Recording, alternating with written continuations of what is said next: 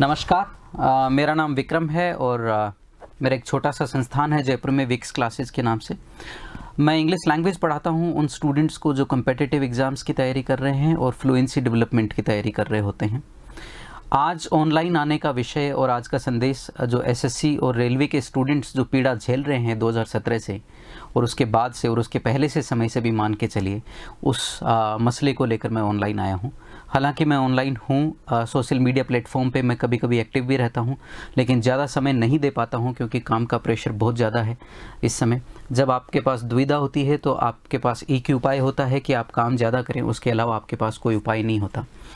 तो अभी जो हालात हैं स्टूडेंट्स की, उसकी शुरुआत होती है 2017 से। एसएससी के एग्ज़ाम उस समय डिरेल हुए थे, कैंसिल हुए थे और उसके बाद एक बड़ा आंदोलन भी हुआ और उसमें खाकी रंग और खाकी डंडे का स्वाद हम टीचर्स ने भी चखा। मुझे बहुत अच्छे से याद है कि हम लोग वहाँ गए थे और किस तरीके से स्टूडेंट्स को राउंड अप कर लिया गया था एक थाने में, और वहाँ पे रात को हम उन बच्चों को छुड़वा के वहाँ से निकले थे वापस दिल्ली से।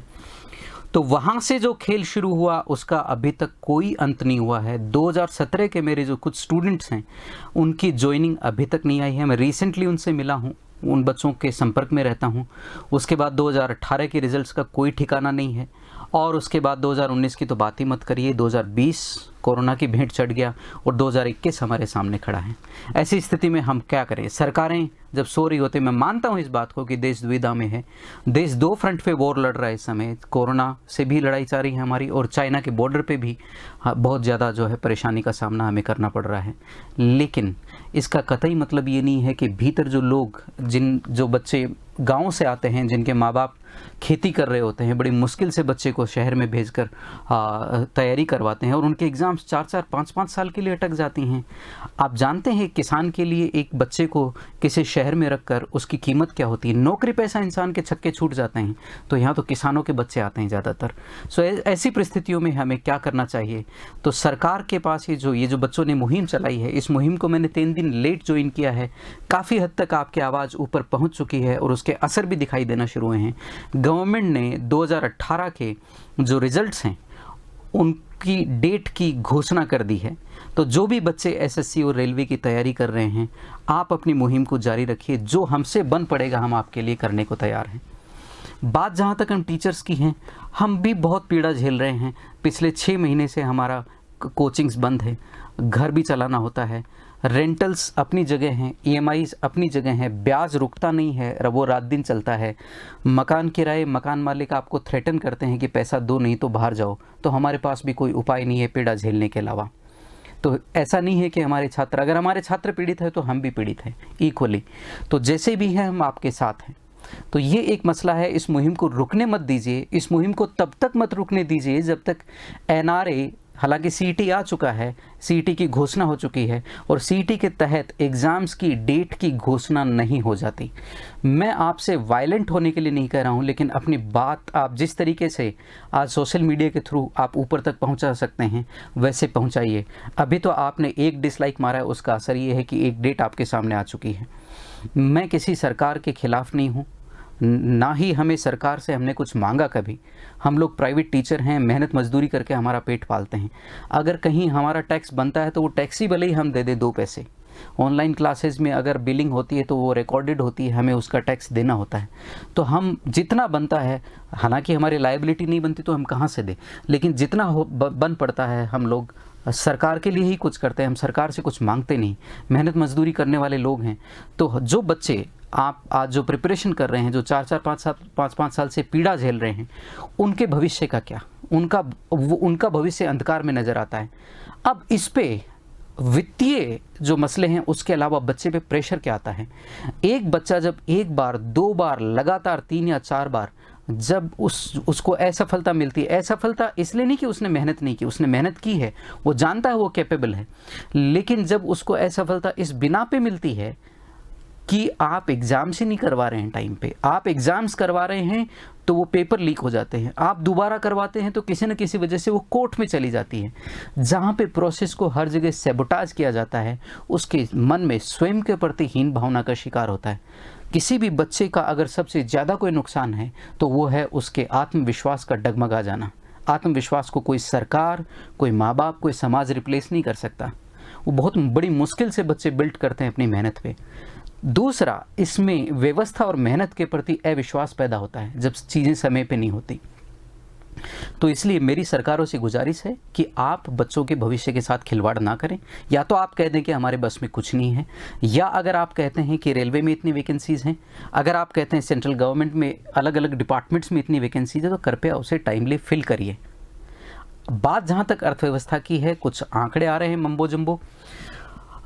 एज ए टीचर होने के नाते और इंग्लिश लैंग्वेज की ट्रेनिंग भी देता हूँ, रीडिंग की ट्रेनिंग भी देता हूँ, तो चूंकि रीडिंग की ट्रेनिंग देनी होती है तो हम भी बहुत कुछ रीड करते हैं। तो अर्थव्यवस्था के जो हालात हैं वो किसी से छुपे नहीं हैं। हाँ, इतने बड़े ज़्यादा आंकड़े नहीं है जो मीडिया में जिस चीज़ों को उछाला जाता है, लेकिन फिर भी अर्थव्यवस्था के हालात बहुत बहुत बहुत यहाँ पर मुश्किल दौर से गुजर रही है। और ये अभी से नहीं, काफ़ी 3-4 सालों से मैं लगातार अर्थव्यवस्था के आंकड़े देखता हुआ आ रहा हूँ। हालांकि मैं इस विषय पे कभी कुछ बोला नहीं, फिर भी अगर अर्थव्यवस्था की बात करें तो जो भी स्टूडेंट थोड़ी बहुत अर्थव्यवस्था जानता है, वो जानता है कि जिसने थोड़ा बहुत भी मैक्रो इकोनॉमिक्स पढ़ा है कि जो मार्केट ड्रिवन इकोनॉमी होती है वो डिमांड के ऊपर चलती है। अगर डिमांड आपकी अगर नहीं है तो अर्थव्यवस्था का इंजन रुक जाता है। तो बहुत सिंपल सा प्रिंसिपल है। और डिमांड किससे बढ़ती है भैया? इनकम से। इनकम किससे बढ़ती है? जॉब से, एम्प्लॉयमेंट से। तो आप एम्प्लॉयमेंट की व्यवस्था करिए। और किसी भी दुनिया में जब पूरी दुनिया की वर्ल्ड इकोनॉमी रिसेशन से गुजर रही होती है, तो जिसने थोड़ी बहुत भी मैक्रो इकोनॉमिक्स पढ़ी है वो जानता है कि जब भी रिसेशन आता है तो ऑनस जो है वो गवर्नमेंट पे आ जाता है। पब्लिक स्पेंडिंग बढ़ानी होती है, और पब्लिक स्पेंडिंग आप वहाँ बढ़ाते हैं जहाँ इकोनॉमी में मैक्सिमम जॉब्स क्रिएट हो सकें। और भारत की अर्थव्यवस्था तो बड़ी स्टेबल है। अगर हम देखते हैं भारत के लोग बड़े रेजिलिएंट हैं, तो ऐसी स्थिति में आप क्या कर सकते हैं? गवर्नमेंट जॉब्स जो आपके खाली हैं वो पद भी भर दीजिए। बच्चा कोई वो जो पैसा उसको तनख्वाह मिलेगी, उसको बच्चे को उस पैसे को तो खाएगा नहीं, वो पैसा फिर अर्थव्यवस्था में आएगा। भले ही वो डिपॉजिट कर रहा है, भले ही वो अपनी सेविंग्स कर रहा है, भले ही वो इन्वेस्टमेंट कर रहा है, भले ही वो उसकी चीज़ें खरीद रहा है, अल्टीमेटली वो पैसा आना तो वापस इकोनॉमी में ही है। तो आप क्यों इतना शाई अवे करते हैं? मैं मानता हूं कि इस समय हालात ठीक नहीं है, बट फिर भी ये जो बच्चे जिनको रोज़गार मिलेगा, समय से अगर रोज़गार मिलता रहता है तो अर्थव्यवस्था का चक्का घूमता रहता है। हर चीज़, किसी भी चीज़ को स्टेग्नेशन में आने में, और ये चलिए मैं मान लेता हूं कि कोरोना आ गया, फरवरी मार्च से हम लॉकडाउन में हैं, लेकिन उससे पहले भी तो हालात यही थे। 2017 से मैं लगातार देखता हुआ आ रहा हूँ, जो सबसे बड़ा डिपार्टमेंट, जो सबसे ज़्यादा जॉब्स देता है सेंट्रल गवर्नमेंट की, वो स्टकअप है। बैंकिंग के हालात कुछ ठीक नहीं है, बैंकिंग के हालात किसी से छुपे नहीं है, वहाँ पे भी वैकेंसीज नहीं है। तो अर्थव्यवस्था को कोई रिप्लेस नहीं कर सकता। भूखे पेट कोई कौम जंग नहीं लड़ सकती। सरकारों से मेरा निवेदन है, भले ही वो किसी की सरकार हो, भले स्टेट गवर्नमेंट्स हो, भले ही वो केंद्र सरकार हो, कृपया आप जो भी जॉब्स के वादे करते हैं, उनको कम है जॉब्स एक्सेप्टेबल, लेकिन उनको समय पे बच्चों को दे दीजिए, ताकि ये बच्चे जो आते हैं गाँव से, जिनके माता पिता पीछे कृषक हैं, छोटी मोटी नौकरियां करके इनको यहाँ भेजते हैं, इनका भविष्य खराब नहीं हो। अब लास्ट का जो इसका पार्ट है वो ये है कि हम क्या कर सकते हैं ऐसी परिस्थिति में। तो मैं मानता हूं कि शायद आपकी बात सरकारों तक पहुंची है, और इस मुहिम को जारी रखिए ताकि उनके कान तक बात पहुंचती रहे। CET आ गया है, NRA का गठन हो चुका है। होपफुली अगले फाइनेंशियल ईयर में, या अगले जो आपका ईयर है उसमें 2021 में सारी एग्ज़ाम्स टाइमली होंगी। तो जो नया है, जो बच्चे रेलवे की और SSC की जो भी प्रिपरेशन कर रहे हैं, RRB की, परहैप्स इसमें जो प्री में है वो आपकी जो तैयारी है प्रीलिम्स एग्ज़ाम्स की, तो उनका अगर टाइम से आता है तो उसमें जो भी आपके सब्जेक्ट्स हैं, जो बेसिक सब्जेक्ट्स हैं, इंग्लिश, मैथ्स, रीजनिंग, इनकी प्रिपरेशन आप करना शुरू कर दीजिए। घर पे मत बैठिए। जो संसाधन आपके पास उपलब्ध हैं, जो छोटे यूट्यूब वीडियोज़, किसी के ऑनलाइन क्लासेज, जैसा भी आपके पास संसाधन उपलब्ध है, आप अपनी पढ़ाई जारी रखिए। निराश मत होइए, क्योंकि निराशा सबसे ज़्यादा घातक होती है। नौकरी, बिना नौकरी, कहीं ना कहीं जीवन तो आपको हंसी खुशी बिताना है।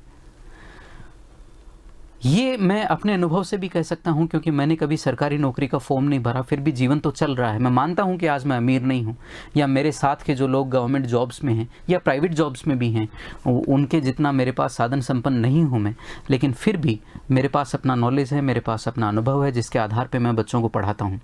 तो जो संसाधन आपके पास उपलब्ध हैं, जैसी परिस्थिति में आप हैं, आप रुकिए मत, चलते रहिए।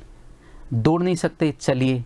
चल नहीं सकते, रेंगिए, और रेंग नहीं सकते तो सरकिए, लेकिन गति नहीं रुकनी चाहिए, गति हमेशा कायम रखनी चाहिए। और मेरा अंतिम संदेश सरकारों को ये याद रखना चाहिए कि व्यक्तिगत जीवन में या निजी जीवन में या सार्वजनिक जीवन में आज आपसे जो सबसे ज़्यादा नफ़रत करता है ना, वो उसने कभी आपसे बेइंतहा मोहब्बत की होती है। तो ये मत भूलिएगा आप, जो आज कल आपसे मोहब्बत करते थे, आज वो मोहब्बत अगर आपने अपने वादे पूरे नहीं किए तो वो नफ़रत में भी बदल सकते हैं।